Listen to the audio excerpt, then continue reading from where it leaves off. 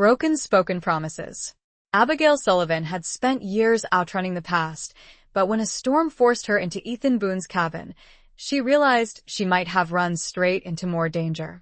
He watched her from across the fire, his voice rough as the wind outside. "Reckon you got nowhere else to go," he murmured. "And lucky for you, I don't mind keeping you." Chapter 1. The storm's unforeseen arrival. The wind howled a mournful dirge, whipping Abigail Sullivan's worn duster around her like a shroud.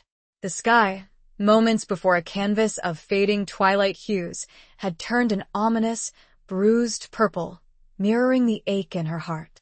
Each gust felt like the icy fingers of the past, clawing at her, threatening to drag her back into the darkness she'd fought so desperately to escape. The distant rumble of thunder echoed the turmoil within her, a symphony of regret and fear played out against the vast, unforgiving landscape of the Arizona Territory. She urged her mare, Bess, onward, the animal's labored breaths a counterpoint to the frantic beat of Abigail's own heart. The trail, barely discernible in the fading light, snaked through a narrow canyon, the towering rock walls seeming to close in on her, amplifying the sense of isolation. Abigail had been riding for days, pushing herself and Bess to their limits, fueled by a desperate need to put as much distance as possible between herself and the smoldering ruins of her former life. A life that had been built on lies, betrayal, and a love that had turned as poisonous as a rattlesnake's bite. She'd left Silver Creek with nothing but the clothes on her back, the meager savings she'd painstakingly hidden away, and a heart heavier than the lead bullets she carried in her saddlebag. The memory of Thomas's face, contorted with a mixture of rage and hurt, flashed before her eyes. His words, laced with venom, still echoed in her ears.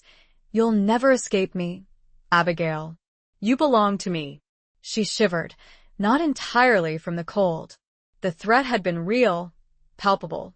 Thomas was a man who took what he wanted, regardless of the cost. And Abigail had learned, far too late, that his possessiveness was a cage, gilded with promises, but lined with steel. The first fat raindrops began to fall, splattering against the dusty ground, quickly turning the trail into a treacherous mire. Lightning illuminated the canyon in stark, fleeting flashes, revealing the sheer, unforgiving cliffs that rose on either side. Bess stumbled, nearly throwing Abigail, and a jolt of fear shot through her. This was no place to be caught in a storm. She needed shelter, and she needed it fast. Ahead, through the driving rain, she saw a faint flicker of light. Hope, fragile yet persistent, bloomed in her chest. It was a cabin, nestled against the base of a towering mesa, its weathered timbers barely visible through the sheets of rain. Smoke curled from the chimney, a promise of warmth and, perhaps, sanctuary. As she approached, the details of the cabin became clearer. It was a simple structure, built of rough-hewn logs, with a single window glowing with the warm, inviting light of a kerosene lamp. A small, rickety porch ran the length of the front, and a weathered wooden door, reinforced with iron bands, stood slightly ajar. Abigail hesitated, her hand hovering over the Colt Peacemaker tucked into her belt. She'd learned to be wary of strangers, to trust no one. The frontier was a harsh mistress, and kindness was often a mask for something far more sinister. But the storm was growing fiercer, the wind tearing at her, the rain soaking her to the bone. She had no choice. Taking a deep breath, she dismounted, her legs stiff and aching from the long hours in the saddle. She led Bess to a small, makeshift stable attached to the side of the cabin, offering the mare what little protection it provided. Then, with a mixture of trepidation and determination, she approached the door. She raised her hand to knock, but before her knuckles could connect with the wood, the door swung inward, revealing a silhouette framed by the warm glow of the interior. A man stood there, tall and imposing, his features obscured by the shadows. He held a rifle loosely in one hand, but his eyes, even in the dim light, held a spark of something that wasn't entirely hostile. It was more curious. "Lost, are you?" His voice was deep, roughened by the wind, and something else, a hint of weariness that resonated with Abigail's own. It was a voice that had seen its share of hardship, a voice that spoke of long, lonely nights under the vast, indifferent sky. Abigail swallowed, her throat suddenly dry. I saw the light, she managed, her voice barely a whisper above the roar of the storm. I need shelter.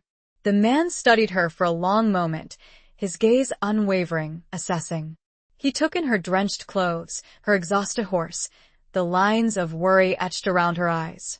He saw the desperation, the fear, but he also saw something else, a flicker of resilience, a spark of defiance that refused to be extinguished. Finally, he stepped aside, gesturing with the rifle towards the interior of the cabin. Reckon you got nowhere else to go, he murmured, his voice still rough but with a touch of something akin to pity? Or perhaps it was simply acceptance. And lucky for you, I don't mind keeping you. He didn't offer his name, and Abigail didn't ask. In that moment, names didn't matter. Only survival did.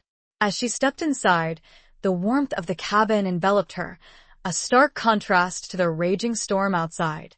The air was thick with a scent of wood smoke, pine, and something else, something indefinably masculine.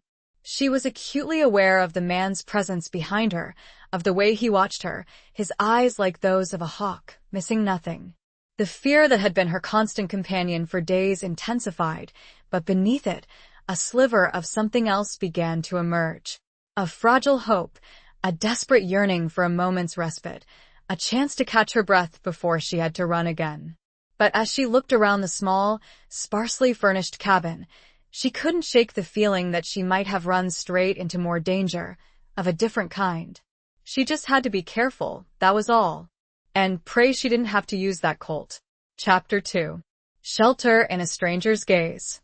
The cabin was a single room, dominated by a large stone fireplace that crackled merrily, casting dancing shadows on the rough-hewn log walls. A simple wooden table, scarred with the marks of time and use, stood in the center of the room, surrounded by two mismatched chairs. A narrow bed, neatly made with a patchwork quilt, occupied one corner, and a few shelves lined the opposite wall, holding a sparse collection of books, cooking utensils, and various other necessities. It was a space that spoke of a solitary life, a life lived on the fringes, a life not unlike Abigail's own, though hers had been forced upon her. The man, still unnamed, moved with a quiet grace that belied his size. He placed the rifle against the wall, within easy reach, and gestured towards one of the chairs. Seat. You're shivering. Abigail hesitated, her instincts warring with her exhaustion. She was acutely aware of his presence, of the way he filled the small space, of the quiet strength that emanated from him. He was a man of the frontier, that much was clear. His clothes, though worn, were practical. Sturdy denim trousers, a faded chambray shirt, and boots that had seen countless miles. His face, now illuminated by the firelight, was lean and weathered, etched with lines that spoke of hardship and resilience. His eyes, a startling shade of blue-gray, held a depth that seemed to draw her in, a mixture of caution and something else she couldn't quite decipher. She slowly lowered herself onto the chair, her muscles protesting with every movement. The warmth of the fire began to seep into her chilled bones, a welcome relief from the biting cold outside. She watched him as he moved about the cabin, adding more wood to the fire, his movements efficient and economical. Name's Ethan Boone, he said, finally, his voice breaking the silence. He didn't turn to look at her, his attention focused on the fire. And you? Abigail, she replied, her voice still soft, hesitant. She debated giving him her full name, but a flicker of caution held her back. For now, Abigail would suffice. He nodded, accepting her answer without question. Abigail. Unusual name for these parts. He glanced at her then, a flicker of a smile playing on his lips. It was a fleeting expression, quickly gone, but it softened his features, making him seem less intimidating. I'm not from these parts, she replied, her gaze fixed on the flames. She didn't want to meet his eyes, afraid of what he might see there, afraid of revealing too much. Ethan Boone poured 2 cups of coffee from a blackened pot that hung over the fire.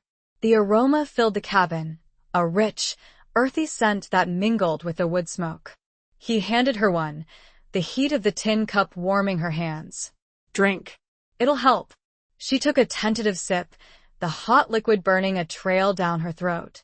It was strong and bitter, but it did help, chasing away some of the chill that had settled deep within her. She wrapped her hands around the cup, savoring the warmth, the momentary sense of comfort. They sat in silence for a long while, the only sounds the crackling of the fire and the relentless drumming of the rain against the roof. Abigail studied him surreptitiously, trying to gauge the measure of the man. He seemed to be a man of few words, a man who kept his thoughts and feelings close to his chest. A man who, like her, had built walls around himself.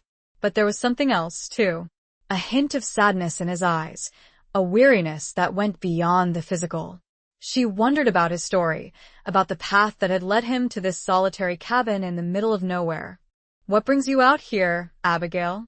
he asked finally, his voice low and even. "This ain't exactly a place for a woman alone." She hesitated, weighing her options. She could lie, fabricate some story, but something told her that Ethan Boone wouldn't be easily fooled. He had the look of a man who had seen his share of lies, who knew how to read between the lines. "I'm running," she said, finally, the word barely a whisper.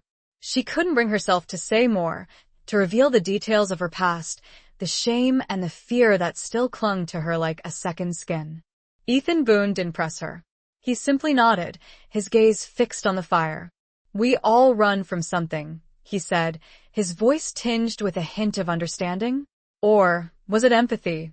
Some of us just run farther than others. His words resonated with her, striking a chord deep within her. She felt a sudden, unexpected connection to this stranger, a shared understanding of the burdens they both carried. It was a dangerous feeling, this sense of connection, but it was also comforting. He stood up, his movements fluid and graceful. "I'll get you some blankets," he said. "You can sleep by the fire. I'll take the bed." It was a simple offer, a gesture of kindness, but it caught Abigail off guard. She'd expected suspicion, perhaps even hostility, but not this consideration. "Thank you," she murmured, her voice thick with emotion. She watched him as he retrieved a stack of blankets from a wooden chest, his movements deliberate and unhurried. As he spread the blankets on the floor near the hearth, their eyes met.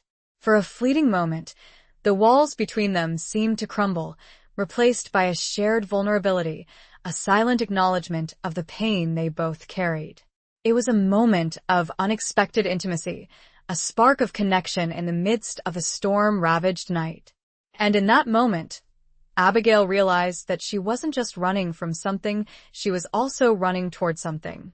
Something she couldn't quite define, something that flickered like a distant flame in the darkness. She couldn't risk trusting, could she? Not yet. Not with everything that felt so raw, so broken inside her. Chapter 3. Echoes of a Haunted Past. Sleep did not come easily. Despite the warmth of the fire and the exhaustion that weighed heavily on her, Abigail found herself tossing and turning on the makeshift bed of blankets.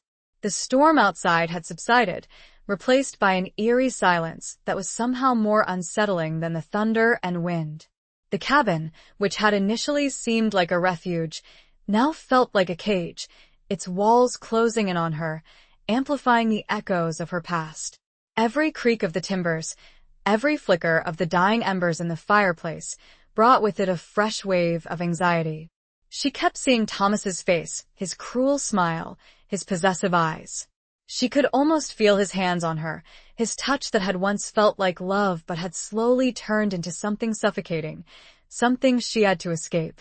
She had met Thomas in St. Louis, where she had been working as a seamstress, trying to make an honest living after her parents had died of cholera. He had been charming, handsome, and seemingly wealthy. He had swept her off her feet with his promises of a better life, a life of comfort and security. She had been young, naive, and desperate for a connection, for someone to share her life with. She had fallen for his lies, for the carefully constructed facade he presented to the world. It wasn't until after they were married, after he had taken her to his sprawling ranch in Silver Creek, that she began to see the cracks in his perfect image. The charming facade crumbled, revealing a man who was controlling, possessive, and prone to violent outbursts. The first time he hit her, it had been over something trivial, a misplaced handkerchief. She had been shocked, horrified, but he had apologized profusely, swearing it would never happen again. She had believed him, clinging to the hope that the man she had fallen in love with still existed somewhere beneath the surface. But the apologies became routine, the violence more frequent, more brutal. She had learned to walk on eggshells, to anticipate his moods, to do everything in her power to avoid triggering his anger. She had become a prisoner in her own home, her spirit slowly eroding under the weight of his control. The final straw had been the discovery of his infidelity. She had found a letter, a passionate love letter from another woman, a woman who lived in a nearby town. The betrayal had cut her deeper than any of his physical blows. It had shattered the last remnants of her hope, the last vestiges of her love. That night, she had made her decision. She had waited until he was asleep, his drunken snores filling the room, and then she had slipped out of the house, taking only what she could carry. She had ridden through the night, her heart pounding with fear and a flicker of something else, freedom. Now, here she was, hundreds of miles away, in a stranger's cabin, still haunted by the ghosts of her past. She closed her eyes, trying to block out the memories, but they pressed in on her, relentless and unforgiving. She heard a movement from across the room, and her eyes snapped open. Ethan Boone was awake, sitting up in bed, his silhouette outlined by the faint glow of the embers. He was watching her, his gaze intense and unwavering. "Can't sleep?" he asked, his voice low and rough, a whisper in the stillness of the cabin. Abigail shook her head, unable to speak. She felt exposed, vulnerable, as if he could see straight through her, into the darkest recesses of her soul. He rose from the bed and walked towards her, his movements slow and deliberate. He knelt beside her, his presence filling her senses. The scent of wood smoke and leather clung to him, a comforting, earthy aroma that calmed her racing heart. "Nightmares?" he asked, his voice softer now, gentler. She nodded, tears welling up in her eyes. She couldn't hold them back any longer, the dam of her emotions finally breaking. He didn't say anything, didn't offer empty platitudes or false reassurances. He simply sat there, his presence a silent offering of support, a steady anchor in the storm of her emotions. After a long while, her sobs subsided, replaced by a quiet, exhausted stillness. She felt drained, empty, but also lighter. The tears had washed away some of the pain, some of the fear. "He hurt you," Ethan said, his voice a statement, not a question. Abigail flinched, her gaze dropping to the floor.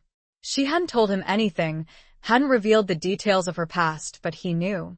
He had seen the scars, not just the physical ones, but the deeper, invisible wounds that she carried within her. She nodded, unable to deny the truth. "Yes," she whispered, her voice choked with emotion. He reached out and gently touched her hand, his fingers calloused but surprisingly gentle. The touch sent a shiver through her, a mixture of fear and something else. Something she hadn't felt in a long time. A flicker of warmth, of human connection. "You're safe here, Abigail," he said, his voice firm, reassuring. "I won't let anyone hurt you."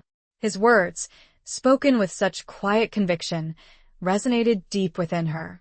She wanted to believe him, wanted to trust him, but the fear was still there, a constant companion. She had trusted before, and it had almost cost her everything. Could she risk trusting again? Could she risk opening herself up to the possibility of more pain? The questions lingered, but for now, his presence was a comfort, a shield against the night and the swirling demons of her memories. Chapter 4. The Price of Trust and Sanctuary. The dawn arrived, painting the eastern sky with strokes of pale pink and gold. The storm had passed, leaving behind a world washed clean, the air crisp and cool, carrying the scent of damp earth and pine. Abigail awoke to the sound of Ethan moving about the cabin, the clatter of pots and pans a gentle counterpoint to the chirping of birds outside. She sat up, stretching her stiff muscles, feeling a lingering ache from the hard floor. The blankets were neatly folded beside her, a silent testament to Ethan's consideration. She found him outside, standing by the makeshift stable, tending to Bess. He had brushed the mare and was feeding her a handful of oats, his movements calm and assured. "She's a fine animal," he said, without turning around. He seemed to sense her presence, his awareness of her a subtle, unspoken connection. "Strong and well cared for. You've taken good care of her." "She's my only companion," Abigail replied, her voice still husky from sleep. She walked towards him, feeling a strange mix of gratitude and unease.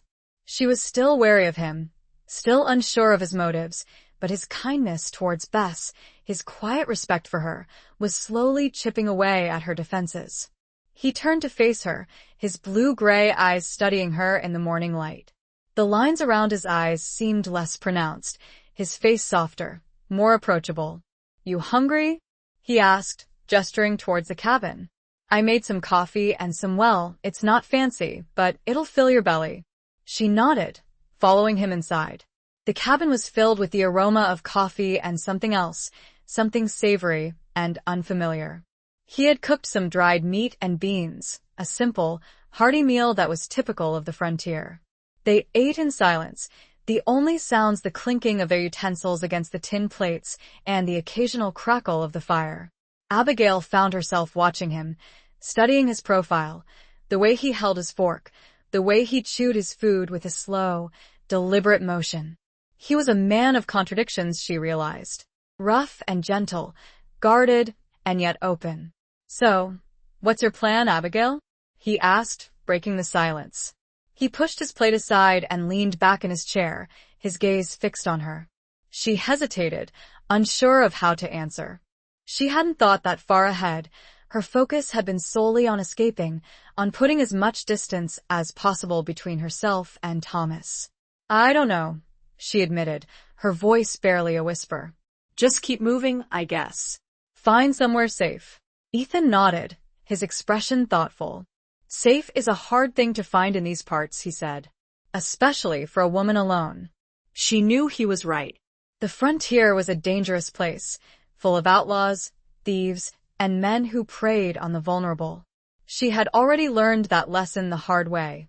"I can take care of myself," she said, her voice firmer now, a hint of defiance creeping in. She had to believe that, had to convince herself that she was strong enough to survive on her own. Ethan raised an eyebrow, a flicker of amusement in his eyes. "I don't doubt that," he said. "But even the strongest need help sometimes." His words struck a chord within her. She had always prided herself on her independence, on her ability to handle anything life threw at her. But the truth was, she was tired. Tired of running, tired of being afraid, tired of being alone. I appreciate your hospitality, Mr. Boone," she said, her voice softening. "But I don't want to impose." "It's no imposition," he replied. "I don't get many visitors out here. And besides," he added, a hint of a smile playing on his lips, "I could use the company." His words surprised her. She had assumed he was a solitary man, content with his own company, but perhaps she had misjudged him. Perhaps he, too, felt the sting of loneliness, the yearning for human connection. I don't know what to say," she stammered, feeling a blush creep up her cheeks. He stood up, his movements fluid and graceful. "Say you'll stay," he said, his voice low and earnest. "Just for a few days. Until you figure out your next move. You can help me around the place. There's plenty to do." It was a tempting offer. The thought of staying, of having a temporary respite from her constant flight, was incredibly appealing. But the fear was still there, the nagging doubt that held her back. I don't want to be a burden," she said, her voice hesitant. He shook his head. "You won't be. I promise." He reached out and gently touched her arm, his fingers warm against her skin. The touch sent a jolt through her, a spark of something she hadn't felt in a long time. A flicker of hope, of desire, of trust? She looked into his eyes, searching for any sign of deception, any hint of ulterior motive. But all she saw was sincerity, a genuine offer of help, of sanctuary. And in that moment, she made a decision that could either save her or destroy her. She would not give him her name, not yet, but she would give him this sliver of her trust. "All right," she said, her voice barely a whisper. "I'll stay. For a few days." The weight of the decision settled, mingling with a cautious optimism, a seed of hope planted in the barren soil of her weary heart. Chapter 5. Scars Beneath the Surface. The days that followed settled into a quiet rhythm, a peaceful interlude in the midst of Abigail's turbulent life. She helped Ethan with the chores around the cabin and the small, surrounding land, chopping wood, tending to the small garden he had cultivated, and caring for Bess. It was hard work, physical labor that left her muscles aching, but it was also therapeutic. The simple, repetitive tasks allowed her to focus on the present, to push the memories of the past to the back of her mind. She discovered that Ethan was a man of many skills. He was a skilled carpenter, a competent blacksmith, and a surprisingly good cook. He had built the cabin himself, crafting it with his own hands, and he took pride in its sturdy construction and simple functionality. He was also a knowledgeable tracker and hunter, able to read the signs of the wilderness with an ease that amazed Abigail. He taught her how to shoot a rifle, patiently guiding her through the steps, correcting her stance, and showing her how to aim and fire. She was a quick learner, her determination fueled by a desire to be self-sufficient, to be able to protect herself. She found a strange satisfaction in the power of the weapon, in the knowledge that she could defend herself if necessary. They worked side by side, often in silence, their communication more unspoken than verbal. A shared glance, a nod of understanding, a subtle touch, these were the gestures that formed the foundation of their growing connection. Abigail found herself watching him, studying his movements, his expressions, the way he interacted with the world around him. She learned more about him, not through direct questioning, but through observation and the occasional, carefully chosen words he shared. He had come to the Arizona territory years ago, seeking a fresh start after a tragedy had shattered his life back east. He didn't elaborate, didn't reveal the details of his past, but Abigail sensed the deep pain that still lingered beneath the surface. She saw the scars, not just the physical ones on his hands and arms, but the deeper, invisible wounds that he carried within him. She recognized them, mirrored in her own heart, a shared understanding of loss and heartbreak. One evening, as they sat by the fire after a long day's work, Ethan began to clean his rifle, his movements meticulous and precise. Abigail watched him, fascinated by the way his hands moved, the way he handled the weapon with such care and respect. "You're good with that," she said, her voice soft, breaking the silence. He glanced at her, a flicker of a smile playing on his lips. "It's kept me alive," he replied, his voice low and even. Have you ever had to use it?" she asked, her voice hesitant, unsure if she was crossing a line. He paused, his hands stilling on the rifle. He looked at her, his blue-gray eyes holding a depth of sadness that made her heart ache. "Yes," he said, his voice barely a whisper. "More times than I care to remember." He didn't elaborate, didn't offer any details, but Abigail didn't need to hear them. She understood. She had seen the violence that lurked beneath the surface of the frontier, the constant threat of danger that hung in the air.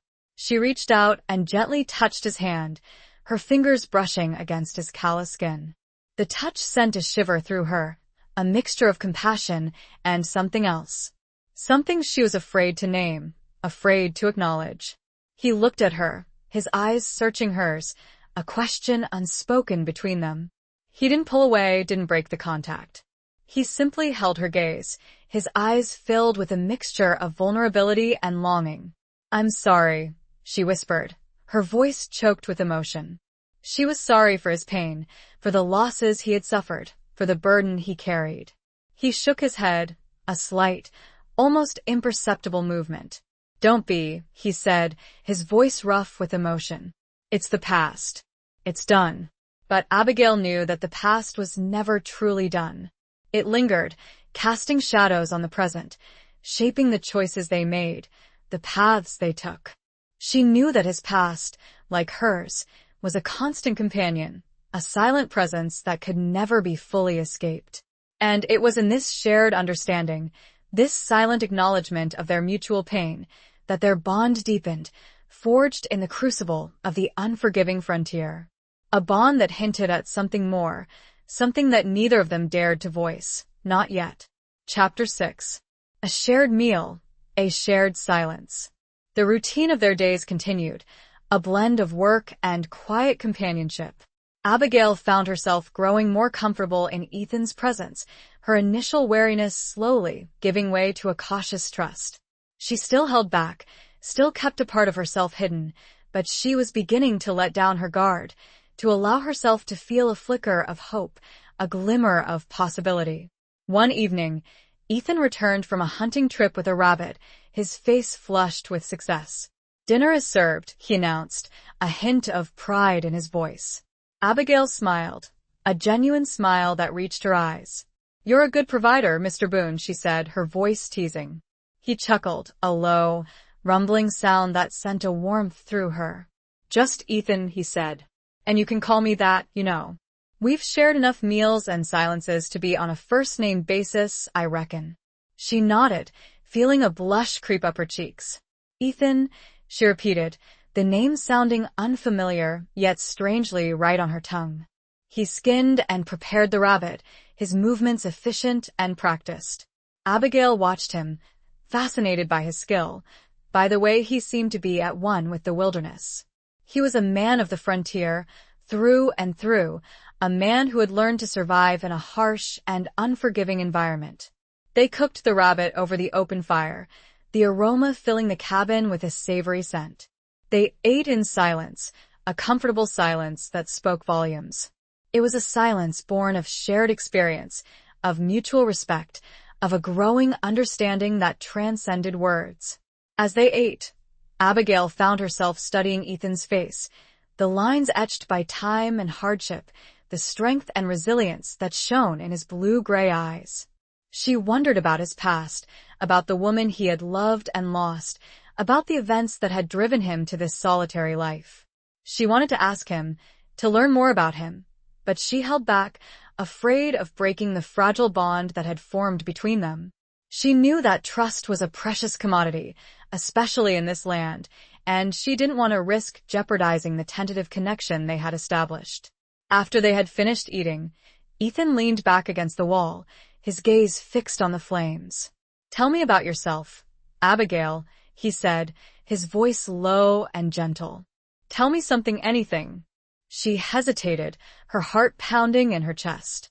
She had been so careful to guard her secrets, to keep her past hidden, but his request, his simple, direct question, caught her off guard. She took a deep breath, steeling herself. She wouldn't tell him everything, not yet, but she would offer him a glimpse into her life, a small piece of her truth. "I was married," she said, her voice barely a whisper. The words felt heavy, laden with the weight of her past. Ethan nodded, his expression unreadable. "And?" he prompted, his voice gentle, encouraging. It wasn't a good marriage," she continued, her voice trembling slightly. He was a difficult man." She couldn't bring herself to say more, to reveal the details of the abuse, the shame and the fear that still haunted her. She couldn't bear to see the pity in his eyes, the judgment that she feared would follow.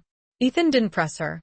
He simply sat there, his gaze steady and unwavering, offering her his silent support, his understanding. "I left him," she said, finally, her voice firmer now. "I had to." He nodded again, his eyes filled with a mixture of compassion and respect. "You did what you had to do," he said, his voice firm, reassuring. "That takes courage." His words surprised her. She had expected condemnation, or at least disbelief, but he seemed to understand, to accept her decision without judgment. "Thank you," she whispered, her voice thick with emotion.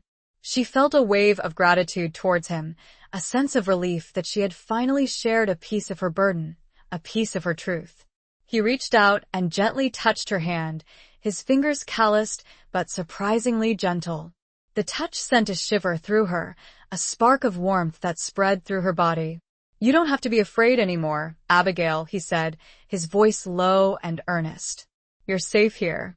His words, spoken with such quiet conviction, resonated deep within her.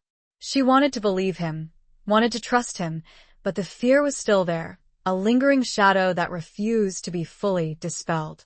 But for the first time in a long time, she felt a flicker of hope, a glimmer of possibility that maybe, just maybe, she could find a place of safety, a place of peace. A place where she could finally stop running, with a man who saw not just her scars, but her strength. 2. Chapter 7. The Unspoken Language of the Frontier. The days continued to unfold with a quiet, steady rhythm. Abigail and Ethan worked together, tending to the cabin, the garden, and the occasional livestock that Ethan kept. They learned to anticipate each other's needs, to move in sync, their actions a silent dance of cooperation and understanding. Their conversations remained sparse, punctuated by long stretches of silence, but the silence was no longer awkward or uncomfortable. It was a shared silence, a comfortable space where words were unnecessary, where their connection was forged through shared experience and mutual respect. They communicated in other ways, through gestures, glances, and subtle touches. A hand on the small of her back as she navigated a rocky path, a shared smile over a successful harvest, a lingering look across the campfire. These were the moments that spoke volumes, that revealed the growing bond between them. Abigail found herself increasingly drawn to Ethan, to his quiet strength, his gentle nature, his unwavering presence. She admired his resilience, his ability to survive in this harsh and unforgiving land, his deep connection to the wilderness. She saw the sadness in his eyes, the echoes of his past, but she also saw the flicker of hope, the possibility of healing, of a new beginning.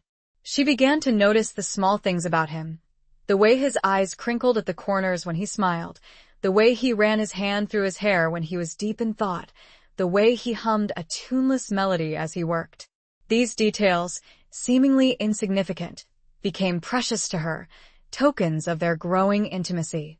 One afternoon, as they were mending a section of fence, Ethan paused, his gaze fixed on the distant horizon. The sky was a vast expanse of blue, dotted with puffy white clouds, the sun beating down on them with relentless intensity. "It's beautiful, isn't it?" he said, his voice soft, almost reverent. "This land. It's harsh, unforgiving, but beautiful." Abigail followed his gaze, taking in the vastness of the landscape, the rolling hills, the towering mesas, the endless sky. She had always seen the frontier as a place of danger, a place to escape from, but now, through Ethan's eyes, she began to see its beauty, its raw, untamed power. "Yes," she agreed, her voice barely a whisper. "It is." He turned to look at her, his blue-gray eyes filled with a warmth that made her heart skip a beat. "It takes a certain kind of person to appreciate it," he said. "To see the beauty beneath the harshness." She met his gaze, feeling a connection to him that went beyond words, beyond shared experience. It was a connection of souls, a recognition of something deep and profound within each other. He reached out and gently touched her cheek, his fingers calloused but surprisingly gentle. The touch sent a shiver through her, a wave of warmth that spread through her body. "You see it, don't you, Abigail?" he asked, his voice low and earnest. "You see the beauty." She nodded, unable to speak, her throat choked with emotion. She did see it, she realized. She saw the beauty in the land, in the wilderness, and she saw the beauty in him. He leaned in closer, his breath warm against her skin. She could feel the heat of his body, the subtle scent of wood smoke and leather that clung to him. Her heart was pounding in her chest, her senses heightened, her body alive with a mixture of anticipation and fear. He was going to kiss her, she knew. And she wanted him to. She wanted to feel his lips on hers, to experience the connection that had been building between them, to taste the promise of something more. But just as their lips were about to meet, a distant sound broke the spell. The sound of horses, approaching fast. Ethan pulled back, his eyes instantly alert, his hand moving to the rifle that he always carried with him. "Someone's coming," he said, his voice sharp, his demeanor instantly transformed. The gentle, vulnerable man of moments before was gone, replaced by the wary, watchful frontiersman. Abigail's heart sank. The moment of intimacy, the fragile connection, had been shattered. The reality of their situation, the dangers of the frontier, came crashing back down on them. And with it, a renewed sense of fear, a reminder that trust was a precious, and often dangerous, commodity in this unforgiving land. The riders drew near, and a question hung heavy between them. Friend or foe? Chapter 8. Shadows of Doubt and Desire. The riders, 3 of them, emerged from the dust cloud, their horses lathered and breathing heavily. They were rough-looking men, their clothes dusty and worn, their faces hard and weathered. Each carried a rifle, and their eyes, as they scanned the cabin and its surroundings, held a predatory gleam. Abigail felt a knot of fear tighten in her stomach. Ethan stood his ground, his rifle held loosely but ready, his body tense and alert. He didn't recognize the men, which in itself was a cause for concern. Strangers in this part of the territory were rarely a good sign. "Howdy," Ethan said, his voice calm and even, betraying none of the apprehension he felt. "What brings you gentlemen this far out?" The leader of the group, a burly man with a scar that ran across his left cheek, dismounted, his movements slow and deliberate. He looked Ethan up and down, his eyes lingering on Abigail for a moment longer than necessary. "We're looking for someone," the man said, his voice gruff and gravelly. "A woman. Runaway." Abigail's blood ran cold. She knew, without a doubt, that they were talking about her. Thomas had found her. Or, more likely, he had sent these men to find her. She instinctively moved closer to Ethan, seeking his protection, his strength. He placed a hand on her arm, a silent reassurance, a gesture of defiance against the threat that stood before them. "Don't know anything about a runaway woman," Ethan said, his voice steady, his gaze unwavering. "Haven't seen anyone pass through here in days." The scarred man narrowed his eyes, studying Ethan's face, searching for any sign of deception. "You sure about that?" he asked, his voice laced with suspicion. "We got a description. Fits the woman here." Ethan didn't flinch. "She's my wife," he said, the word coming out smoothly, naturally. "We live here. Alone." It was a lie, a bold-faced lie, but Abigail didn't contradict him. She understood the risk he was taking, the danger he was putting himself in by protecting her. And in that moment, her fear was replaced by a surge of gratitude, a fierce loyalty to this man who had offered her sanctuary, who was now risking his own safety to keep her safe. The scarred man looked from Ethan to Abigail, his gaze lingering on her, assessing. He seemed to be weighing his options, calculating the odds. "We got a reward," he said, finally. "A hefty one. For anyone who brings her in." Ethan shook his head. "Not interested," he said, his voice firm, resolute. "Now, I suggest you gentlemen move along. You're trespassing." The tension was palpable, the air thick with unspoken threats. The 3 men exchanged glances, their hands hovering near their weapons. Abigail held her breath, her heart pounding in her chest, bracing herself for the inevitable violence. But then, to her surprise, the scarred man nodded, a grudging respect in his eyes. "All right," he said. "We'll take your word for it.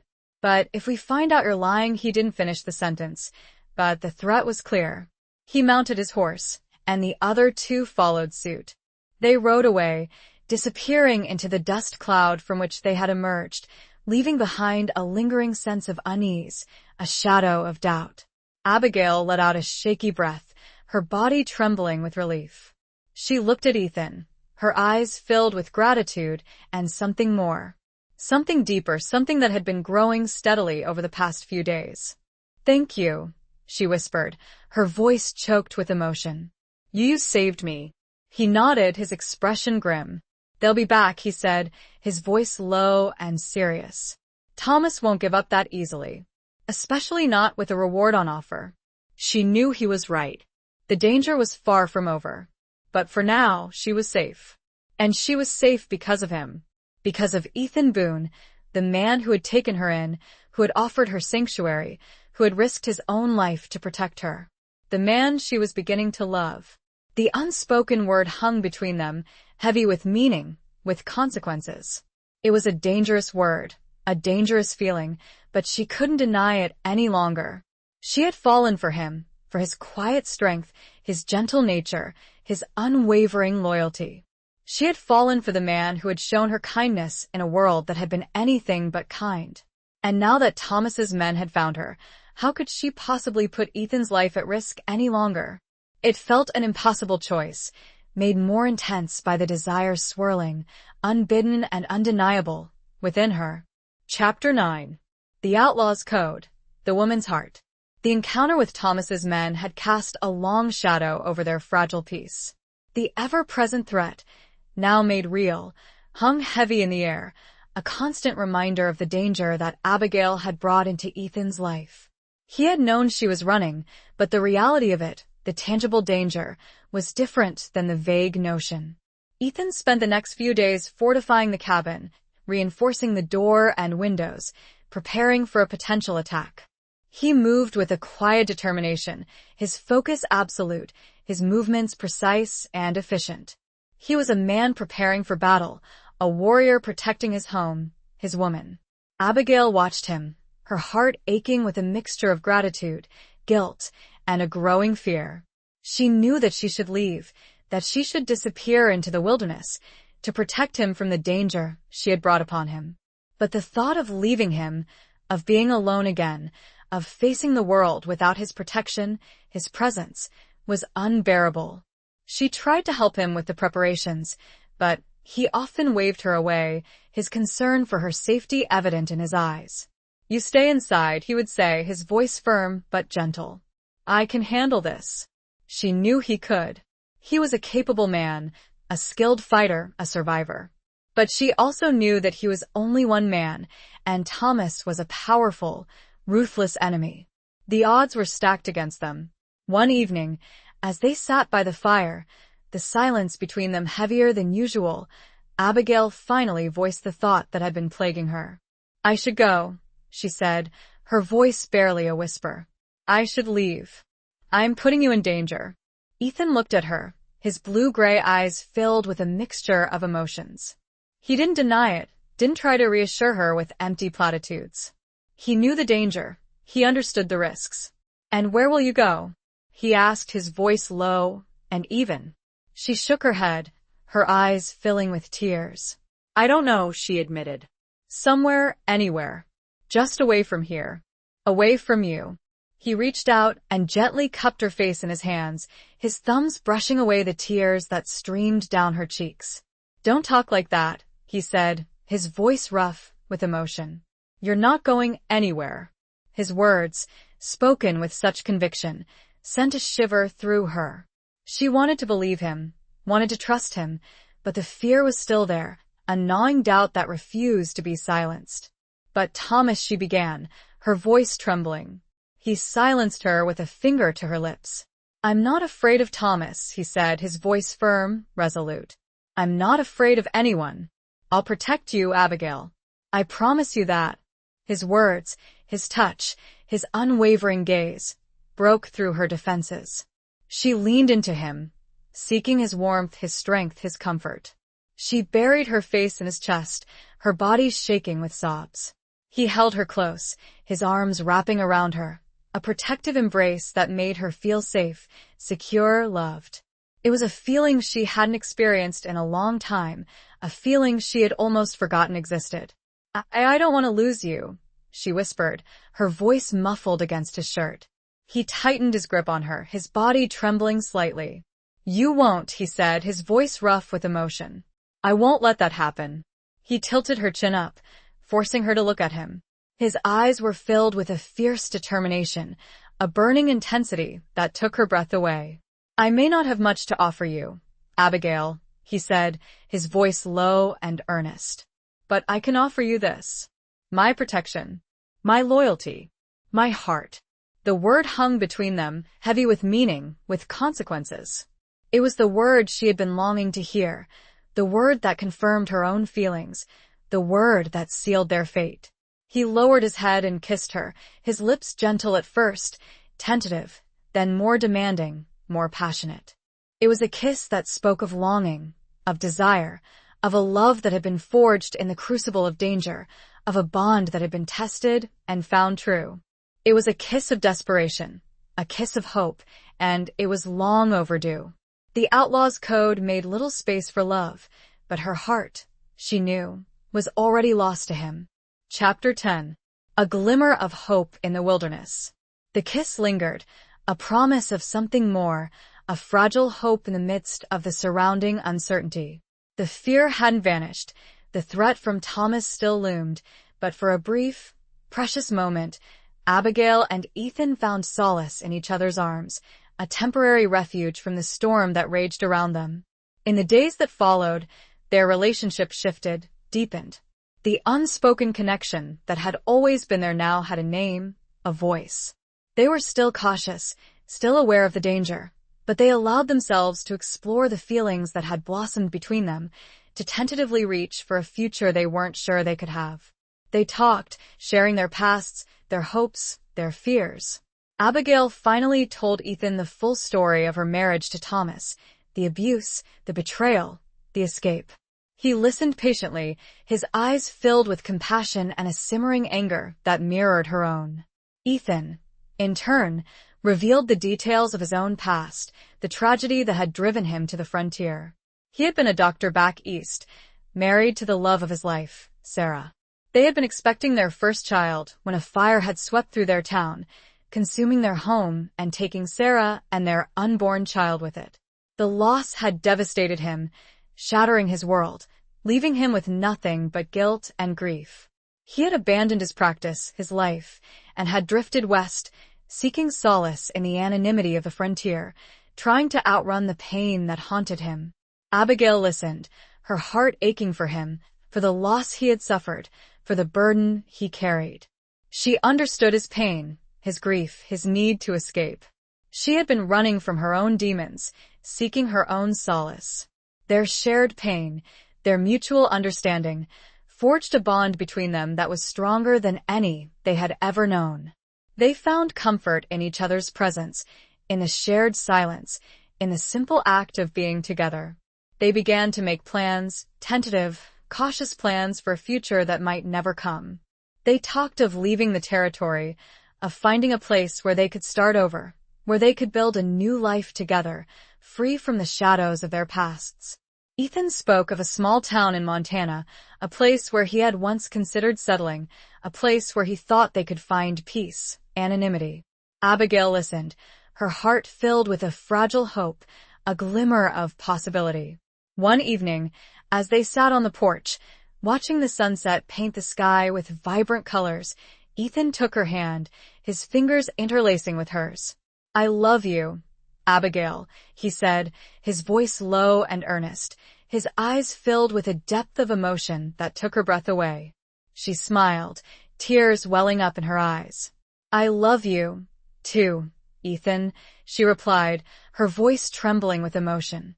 It was the truth, a truth she had been afraid to admit, even to herself, but now, here, under the vast, starlit sky, she could finally speak the words, could finally embrace the love that had blossomed between them. He pulled her close, his arms wrapping around her, holding her tight. They stood there for a long moment, silhouetted against the fading light, their bodies pressed together, their hearts beating as one. It was a moment of perfect peace, a moment of shared hope, a moment of unwavering love. But even in that moment, Abigail couldn't shake the feeling of unease, the nagging doubt that whispered in the back of her mind. The frontier was a dangerous place, and happiness, she knew, was often fleeting, fragile. The peace could not last. The wilderness held too many threats, but for now, this glimmer of hope was all they had, and they clung to it with fierce determination. The coming storm might very well wash it all away. Chapter 11. Betrayal's bitter sting. The tranquility was shattered, as Abigail had feared it would be. It wasn't Thomas's men who returned, but someone far more unexpected, someone Ethan trusted. A man named Jed, who had ridden with Ethan for years, a man who had shared his campfire, his food, his secrets. Jed arrived in the late afternoon, his horse lathered and breathing heavily, his demeanor urgent, agitated. He claimed to be on the run, pursued by a rival gang, seeking Ethan's help, his protection. Ethan, despite a flicker of unease, welcomed him in, offering him food and water, a place to rest. He couldn't turn his back on a friend, a man he had considered a brother. The code of the frontier, the bonds of loyalty, demanded otherwise. Abigail, however, felt a deep sense of apprehension, a prickling of unease that she couldn't shake. She didn't trust Jed, didn't like the way he looked at her, the way his eyes lingered on her with a mixture of lust and something else, calculation. She tried to voice her concerns to Ethan, but he dismissed them, assuring her that Jed was a good man, a trustworthy friend. He had known him for years, had fought alongside him, had saved his life on more than one occasion. "He's just tired and scared," Ethan said, his voice reassuring. "He wouldn't betray me." Abigail wanted to believe him, wanted to trust his judgment, but her instincts screamed otherwise. She had learned to trust her gut, to listen to the warning bells that clanged in her head, and those bells were ringing loudly now.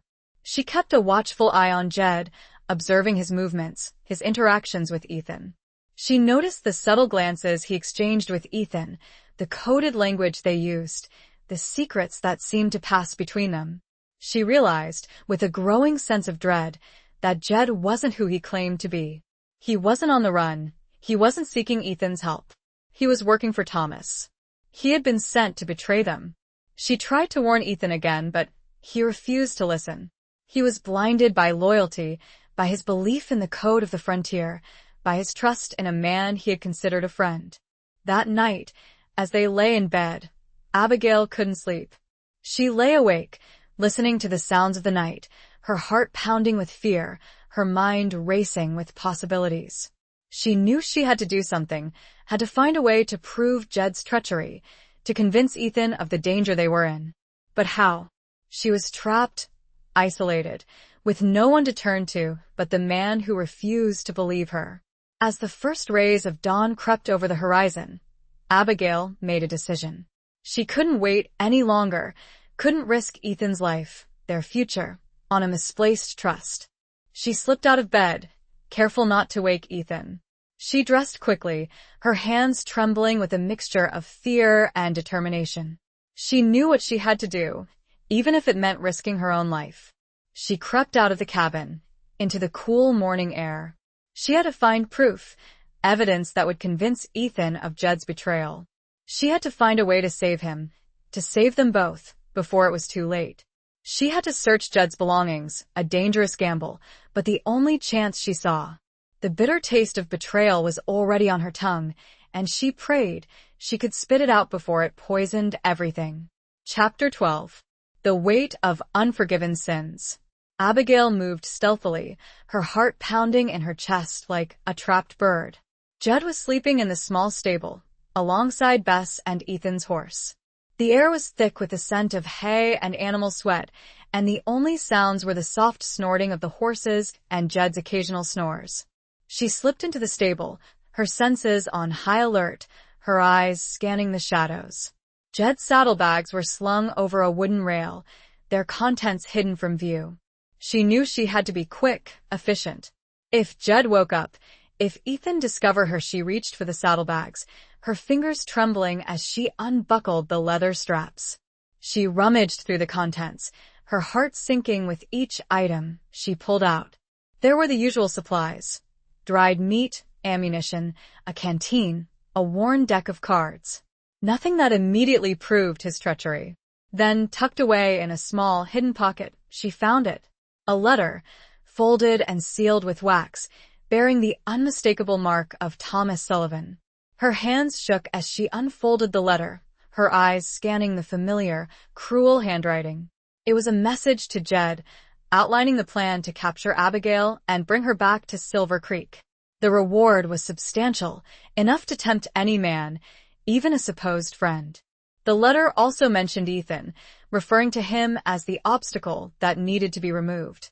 The words sent a chill down Abigail's spine, a wave of icy fear that washed over her. Jed wasn't just here to capture her, he was here to kill Ethan. She carefully refolded the letter, placing it back in the hidden pocket, her mind racing. She had the proof, the evidence she needed, but how could she present it to Ethan without alerting Jed? She had to be careful, strategic. She couldn't simply confront Ethan with the letter. He might not believe her, might think she was trying to sow discord between him and his friend. She had to find a way to expose Jed's treachery in a way that was undeniable, irrefutable. She slipped out of the stable, her mind working furiously, formulating a plan. She knew she was taking a huge risk, that one wrong move could cost them everything, but she had no choice. She had to protect Ethan, even if it meant putting herself in harm's way. As she walked back towards the cabin, she saw Ethan standing on the porch, his gaze fixed on the rising sun. He looked pensive, troubled, as if he sensed the darkness that was closing in on them. She approached him, her heart heavy with the weight of her discovery, with the burden of the secret she carried. "Ethan," she said, her voice soft, hesitant. "We need to talk." He turned to face her, his blue-gray eyes searching hers, a question unspoken between them. He saw the worry in her eyes, the fear that she couldn't hide, and he knew that something was wrong. "What is it, Abigail?" he asked, his voice low and concerned. She took a deep breath, steeling herself. "It's Jed," she said, her voice firm, resolute. "He's not who he says he is. He's working for Thomas." Ethan's expression hardened, his eyes narrowing with disbelief. "That's not true," he said, his voice rising slightly. "Jed wouldn't betray me. I've known him for years." "I know it's hard to believe," Abigail said, her voice pleading, "but I have proof." "I found a letter." Before she could finish, a voice interrupted them, a voice filled with cold menace. "Looking for something, Abigail?" Jed stood in the doorway of the cabin, a gun in his hand, his face twisted into a cruel smile. He had heard everything. He knew that she had discovered his treachery. The weight of unforgiven sins pressed down on them all, and now, the price had to be paid. Chapter 13. Riding through the storm within. The world seemed to tilt on its axis. The betrayal, now out in the open, was a physical blow, a punch to the gut that left Abigail gasping for air. Ethan, stunned, stared at Jed, his face a mask of disbelief and dawning horror. "Jed?" Ethan's voice was a ragged whisper, laced with pain and confusion. Jed laughed, a harsh, grating sound that echoed in the morning stillness. "Surprised, old friend?" he sneered. "You always were a bit too trusting, Ethan. Too soft. What have you done?" Ethan's voice was rising, his fists clenching at his sides. "What I had to do," Jed replied, his eyes cold and hard. "Thomas pays well, you know. And your little runaway here is worth a fortune." Abigail stood frozen, her mind racing, trying to find a way out of this impossible situation. She had hoped to expose Jed's treachery subtly, to convince Ethan without alerting the traitor, but now everything had gone wrong. "You wouldn't," Ethan started, his voice pleading, desperate. "Oh, I would," Jed interrupted, his voice dripping with malice. "And I will." Unless he paused, his eyes flickering towards Abigail. "Unless you convince your little whore to come with me willingly. No fuss, no fight. Just a clean handover." Abigail felt a surge of anger, a fierce protectiveness towards Ethan that overrode her fear. "Never," she spat, her voice filled with defiance. "I'll never go back to him. I'd rather die." Jed shrugged, his expression indifferent. "Suit yourself," he said. "Then you both die." He raised the gun, aiming it at Ethan. Abigail reacted instinctively, throwing herself in front of Ethan, shielding him with her body. It was a desperate move, a selfless act of love and sacrifice. The gunshot echoed through the canyon, a deafening roar that shattered the morning peace. Abigail felt a searing pain in her shoulder, a burning sensation that spread through her body. She stumbled, falling to her knees, her vision blurring. Ethan caught her, his arms wrapping around her, his face filled with horror and anguish. "Abigail," he cried, his voice raw with emotion. He turned his fury on Jed, his eyes blazing with a rage that Abigail had never seen before. The gentle, compassionate man she had come to love was gone, replaced by a warrior, a protector, fueled by a primal need for vengeance. He lunged at Jed, tackling him to the ground, the gun flying from Jed's hand. They grappled, rolling in the dirt, a furious struggle of fists and fury. Ethan, despite his smaller size, was driven by a rage that gave him strength, a power that Jed couldn't match. Abigail, struggling to stay conscious, watched the fight, her heart pounding with fear and a desperate hope. She knew that Ethan was fighting for his life, for their future, for the love they had found in this desolate wilderness. She saw Ethan land a blow on Jed's jaw, a sickening crack that sent the traitor sprawling. Jed lay on the ground, dazed and bleeding, his betrayal defeated. Ethan stood over him, his chest heaving, his fists still clenched, his eyes filled with a cold, hard fury. He had won, but the victory felt hollow, tainted by the pain and the betrayal. He turned to Abigail, his expression softening, his eyes filled with concern and love. He knelt beside her, gently cradling her in his arms. "Abigail, are you all right?" he asked, his voice trembling with emotion. She nodded, wincing in pain. I think so," she whispered, her voice weak. "Just my shoulder." He examined the wound, his touch gentle and skilled, his medical training kicking in. "It's not too bad," he said, his voice reassuring. "The bullet went through. I need to stop the bleeding." He tore a strip of cloth from his shirt and pressed it against the wound, his hands working quickly and efficiently. He was calm, focused, his actions betraying none of the turmoil that raged within him. They were riding through an internal storm, a tempest of fear and relief, and somehow they had to find their way to the calm beyond. Chapter 14. A Promise Made Under a Starless Sky. Ethan tended to Abigail's wound with the practiced skill of a doctor, his touch gentle and reassuring despite the tremor in his hands. He cleaned the wound, bandaged it tightly, and helped her back into the cabin, his arm supporting her every step. The adrenaline had faded, leaving behind a throbbing pain in her shoulder and a deep ache in her heart. Jed was tied up, left under the watchful eye of Ethan's rifle, his betrayal a stark and bitter reality.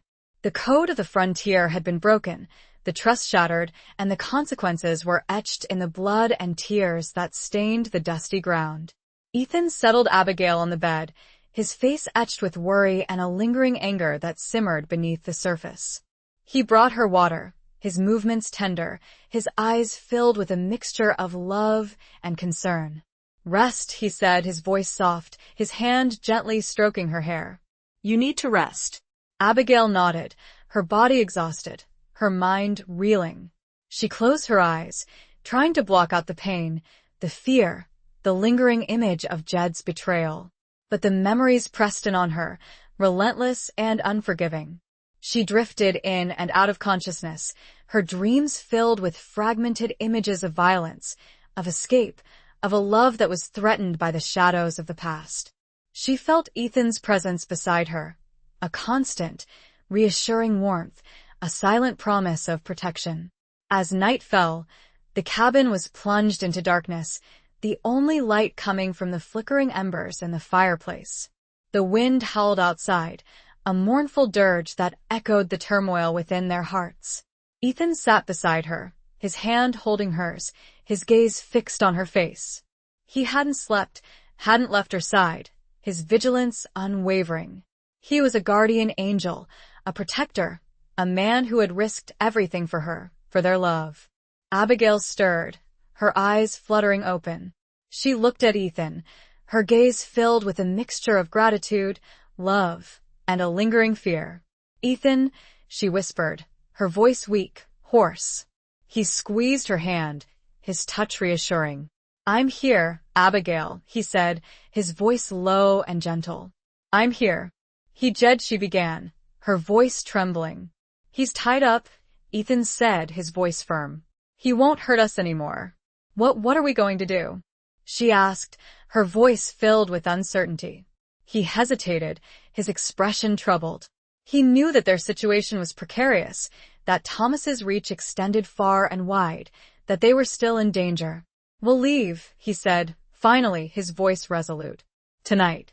We'll ride through the night, put as much distance as possible between us and this place." It was a risky plan, a desperate gamble, but they had no other choice. They couldn't stay here, waiting for Thomas's men to return, waiting for the inevitable confrontation. "But your shoulder," Ethan began, his voice concerned.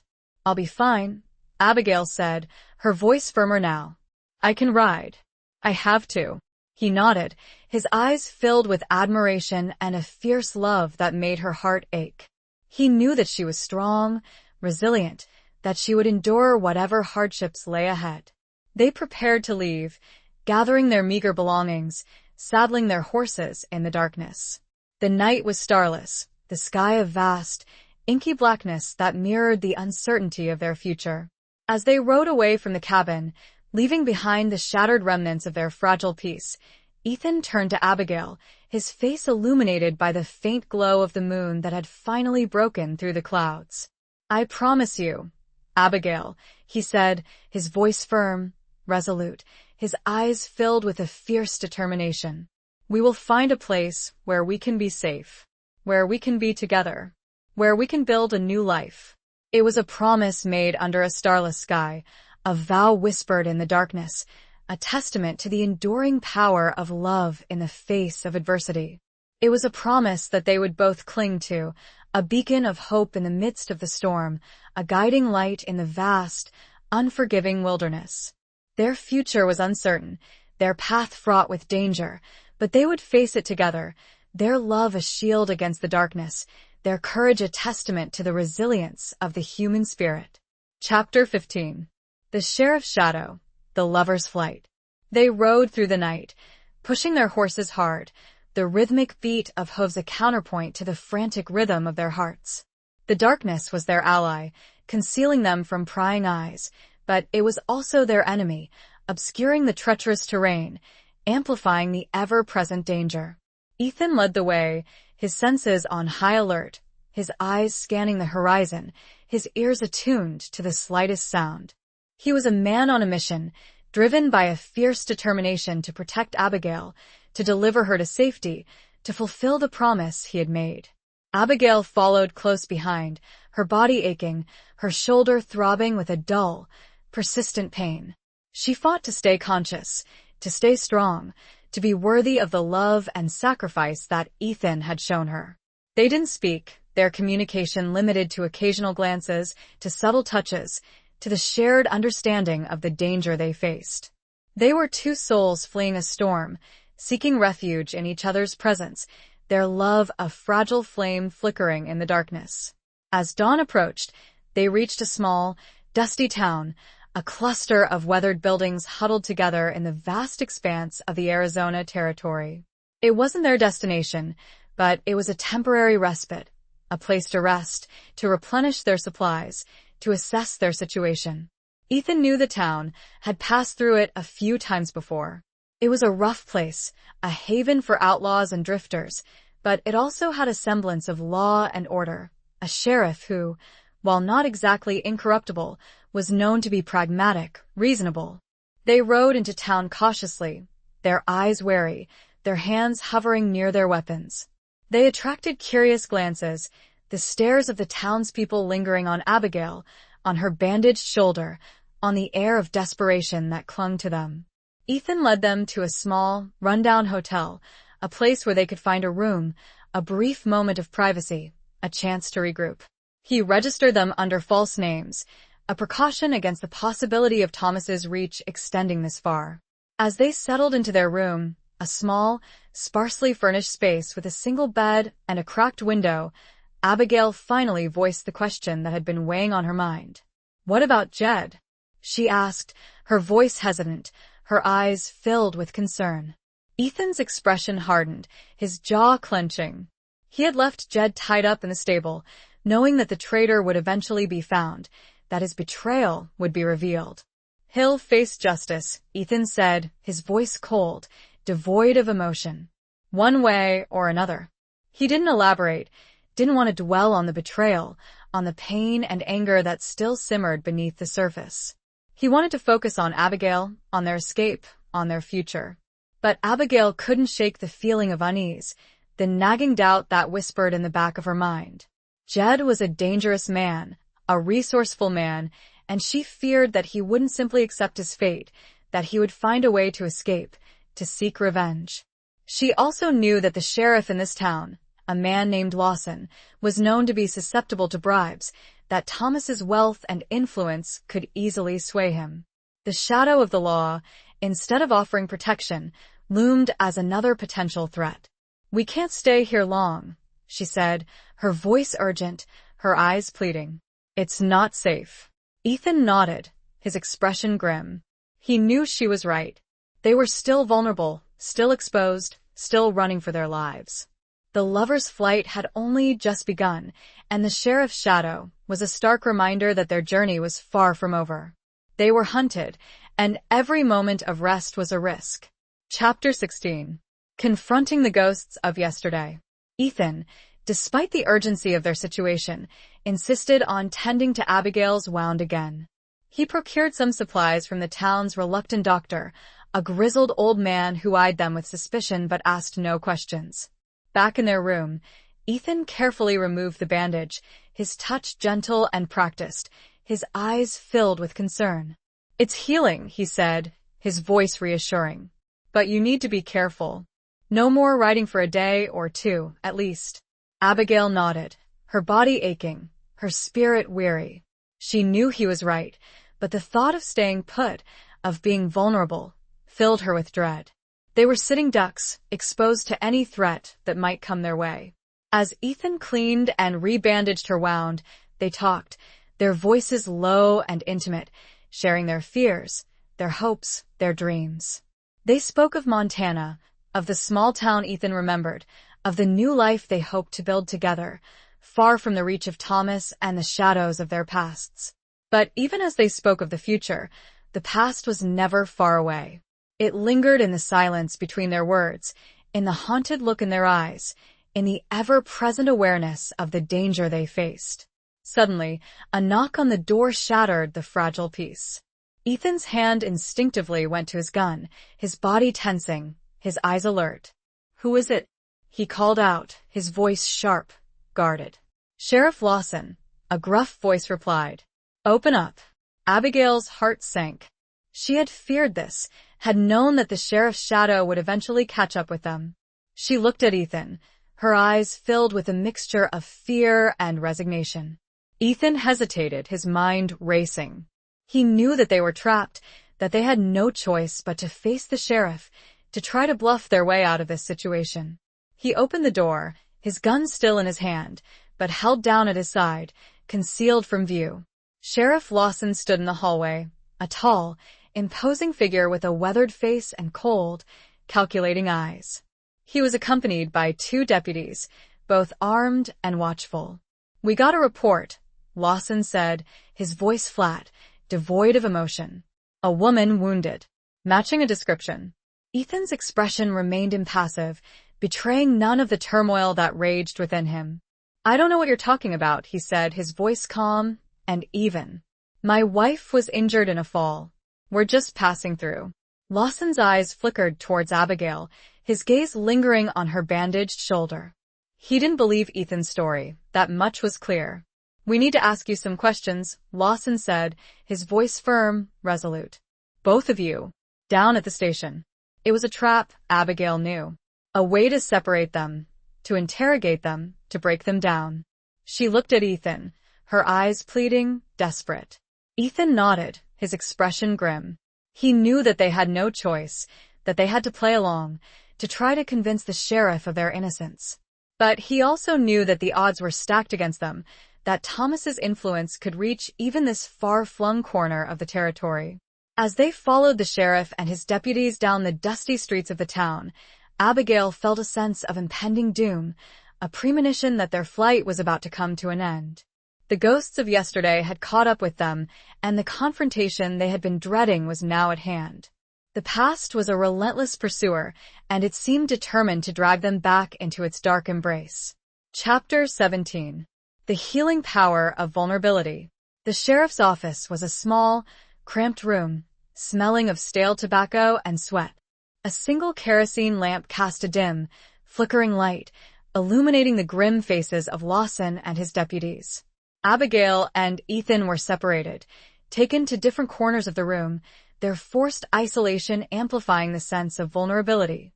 Lawson began by questioning Ethan, his voice harsh and accusatory, his eyes boring into him, searching for any sign of deception, any crack in his carefully constructed facade. "You say she's your wife," Lawson said, his voice skeptical. "But you don't have any papers, any proof. And you're traveling under false names. That's suspicious, wouldn't you say?" Ethan remained calm, his voice even, his expression unwavering. "We're simple folk, Sheriff," he said. "We don't have much in the way of papers.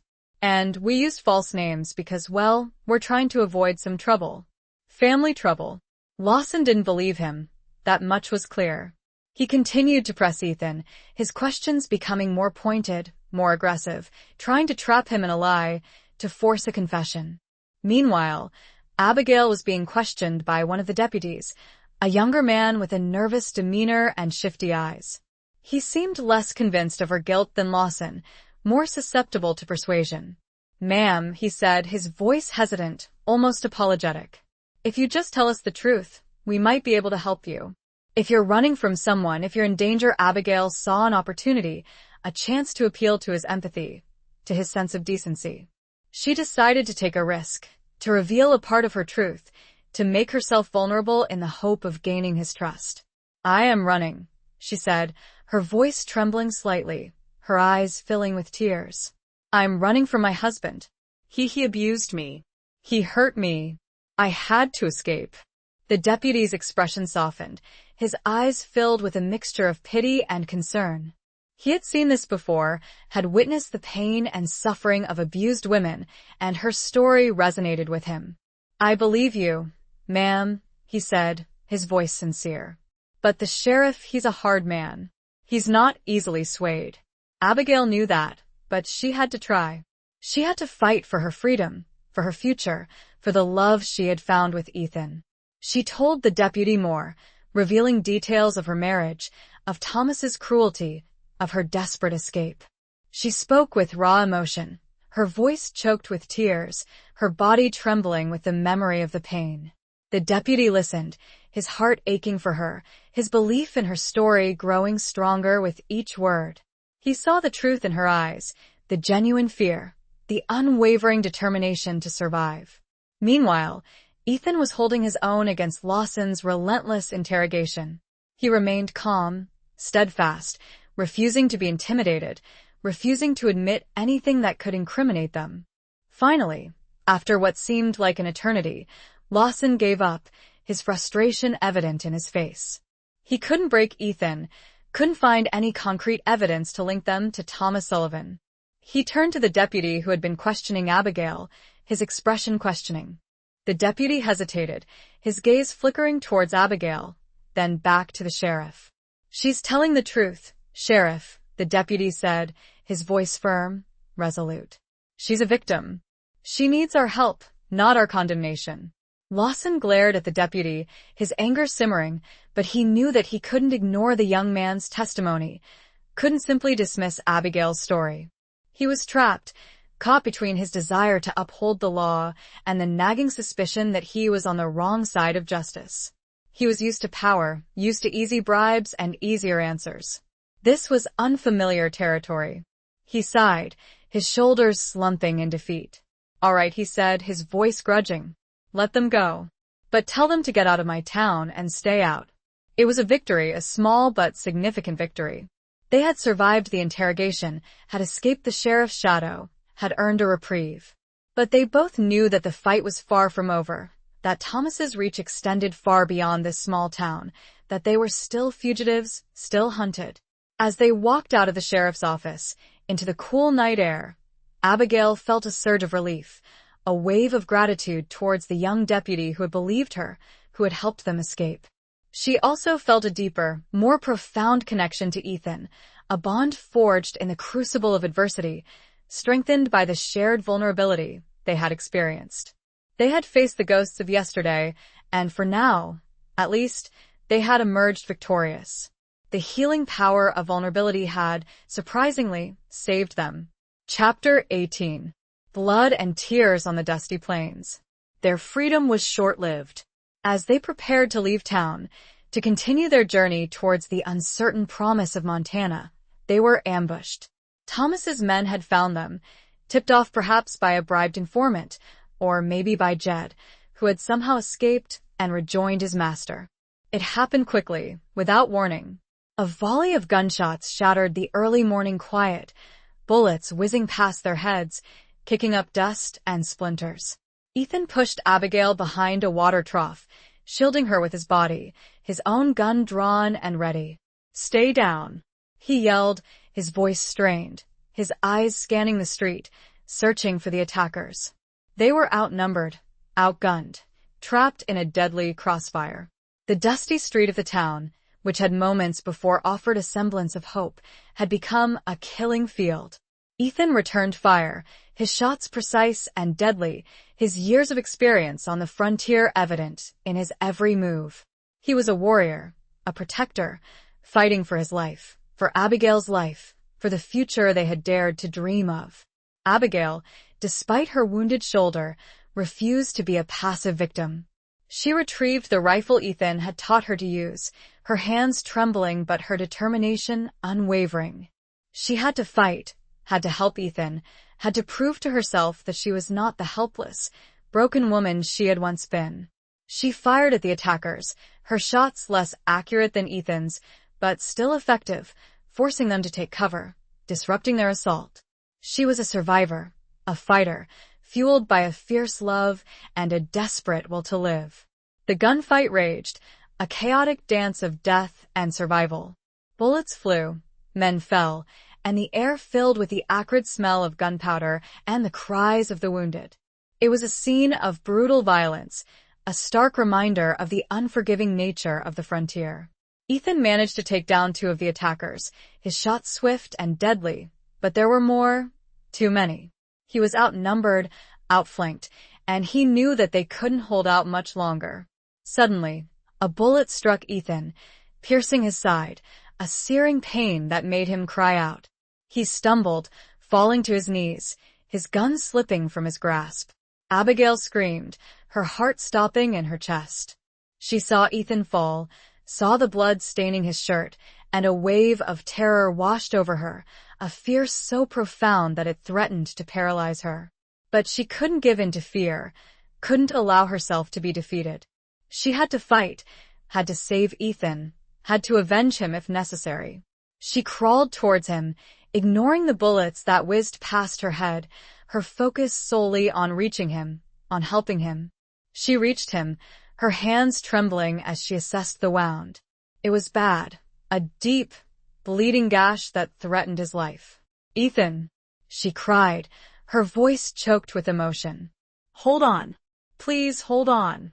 He looked at her, his eyes filled with pain and a fading light. "Abigail," he whispered, his voice weak, his breath ragged. "Run, get away, no." She screamed, her voice defiant, her tears streaming down her face. "I won't leave you. I won't."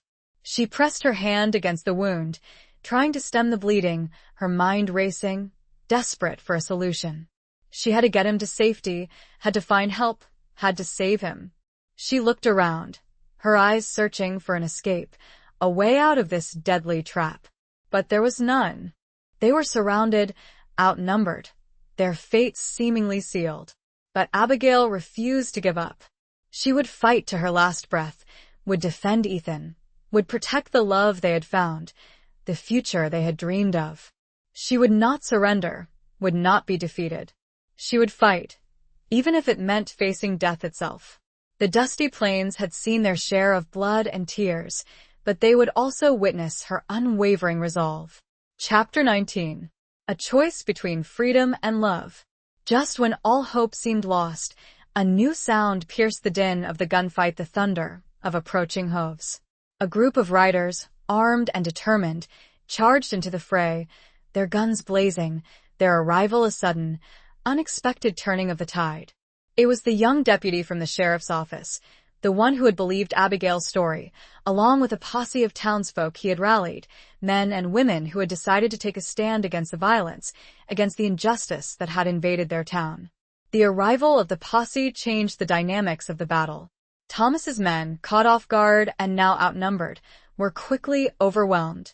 The gunfight ended as abruptly as it had begun, the silence that followed deafening, broken only by the moans of the wounded and the ragged breathing of the survivors. Abigail, still cradling Ethan in her arms, watched in disbelief as the tide turned, as hope, fragile and tentative, returned. She had been ready to face death, had resigned herself to a tragic end, but now, miraculously, they had been given a second chance. The young deputy dismounted, his face grim but determined. He knelt beside Abigail and Ethan, his eyes filled with concern. "Are you all right, ma'am?" he asked, his voice sincere. Abigail nodded, her tears still flowing, her voice choked with emotion. He's badly hurt," she said, gesturing towards Ethan. "We need to get him to a doctor." The deputy nodded, his gaze assessing Ethan's wound. "We will," he said. "We'll take care of him." The townsfolk, galvanized by the deputy's leadership and Abigail's bravery, helped to tend to the wounded, to secure the remaining attackers, to restore order to their shattered town. They had witnessed the violence, the injustice, and they had chosen to intervene, to protect the innocent, to fight for what was right. Ethan was carried to the town's doctor, his life hanging in the balance. Abigail stayed by his side, her hand holding his, her heart filled with a mixture of fear and a desperate hope. As the doctor worked to save Ethan's life, Abigail was faced with a choice, a decision that would determine their future. She could stay, remain by Ethan's side, risking capture, risking her own life. Or she could flee, disappear into the wilderness, ensuring her own safety but abandoning the man she loved. It was a choice between freedom and love, a dilemma that tore at her soul. She had spent so long running, so long seeking safety, that the thought of remaining, of facing danger, was terrifying. But the thought of leaving Ethan, of abandoning him in his hour of need, was unbearable. She looked at Ethan, his face pale and drawn, his breathing shallow and labored. She saw the love in his eyes, the unwavering devotion that had sustained them through their perilous journey. She remembered his promise, his vow to protect her, to build a new life with her. And, in that moment, she knew what she had to do. She couldn't run, couldn't abandon him. She would stay, would face whatever dangers lay ahead, would fight for their love, for their future. She made her decision, a choice born of love, of loyalty, of a courage she hadn't known she possessed. She would remain by Ethan's side, no matter the cost. She would face the future, whatever it held, with him, together. The choice was clear. Love was worth the risk, worth any sacrifice. Chapter 20. The final confrontation of hearts and horizons. Days turned into weeks, and Ethan slowly began to recover. The doctor, a gruff but skilled old man, had managed to save his life, but the wound was slow to heal, and Ethan remained weak and vulnerable. Abigail stayed by his side, tending to his needs, nursing him back to health, her love a constant, unwavering presence. The town, grateful for their role in stopping Thomas's men, offered them sanctuary, protection. The young deputy, whose name was Samuel, became a trusted friend, a guardian angel who watched over them, ensuring their safety. But Abigail knew that their respite was temporary, that Thomas would not give up, that he would continue to hunt them, to seek his revenge. She lived in constant fear, her senses on high alert, her body tense and watchful. One evening, as she sat by Ethan's bedside, watching him sleep, Samuel arrived, his face grim, his demeanor urgent. "He's here," Samuel said, his voice low and serious. "Thomas Sullivan. He's in town with a dozen men. He's demanding that you be handed over." Abigail's heart sank. The moment she had dreaded had finally arrived. The final confrontation was at hand. "Ethan," awakened by Samuel's words, struggled to sit up, his face pale but determined. "I won't let him take you, Abigail," he said, his voice weak but firm. "I'll fight him." "No," Abigail said, her voice resolute. "You're too weak. I won't let you risk your life again." She had made a decision. She couldn't allow Ethan to fight, couldn't risk losing him again. She would face Thomas herself, would try to reason with him, to negotiate her freedom, to end this cycle of violence and fear. She turned to Samuel, her eyes filled with a mixture of determination and resignation. "Take me to him," she said. "I'll talk to him." Samuel hesitated, his concern evident in his eyes. "It's dangerous, ma'am," he said. "He's a ruthless man." "I know," Abigail said. "But I have no choice. I have to try." Samuel nodded, his respect for her courage evident. He led her to the town saloon, where Thomas Sullivan was waiting, surrounded by his men, his presence a dark, ominous shadow that filled the room. The saloon was silent, the air thick with tension, with anticipation.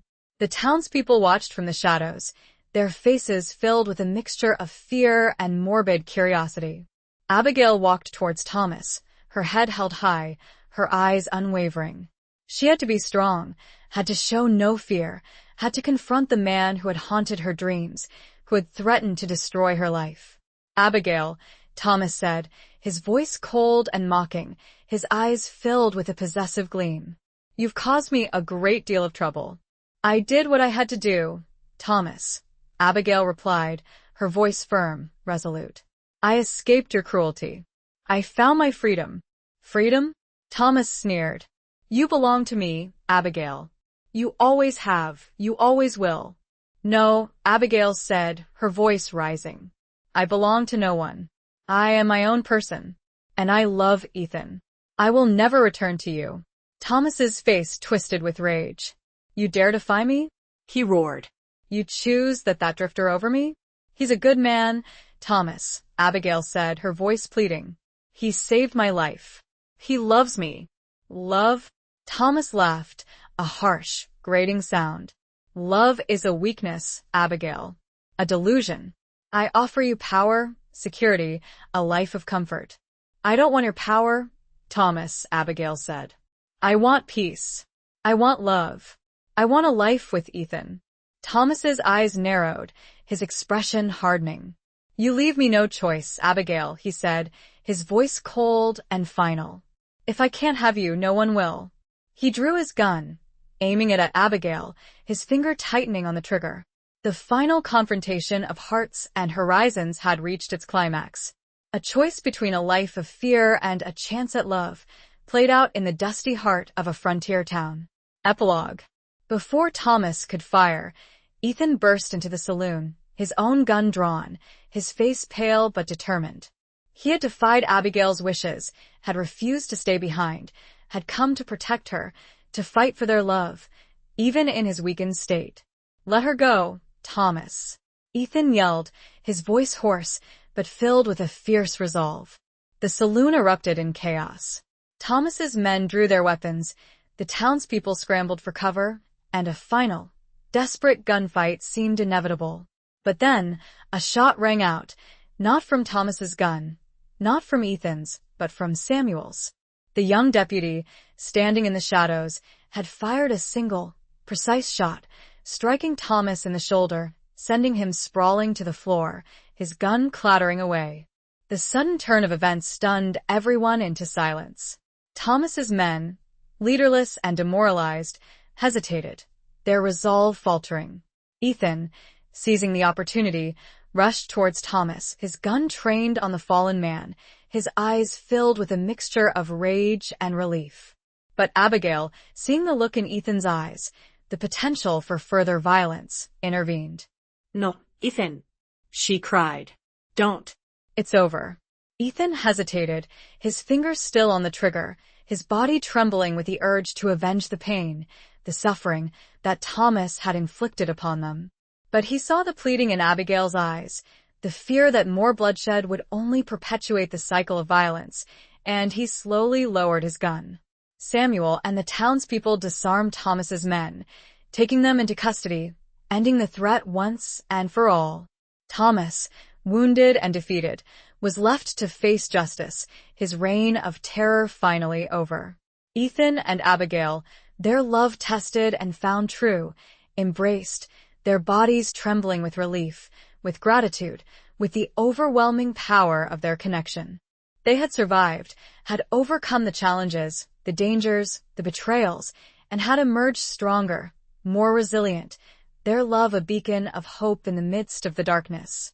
They left the Arizona territory, leaving behind the shadows of their past, and journeyed to Montana, to the small town that Ethan had remembered, a place where they could finally build a new life together, a life free from fear, from violence, from the ghosts of yesterday.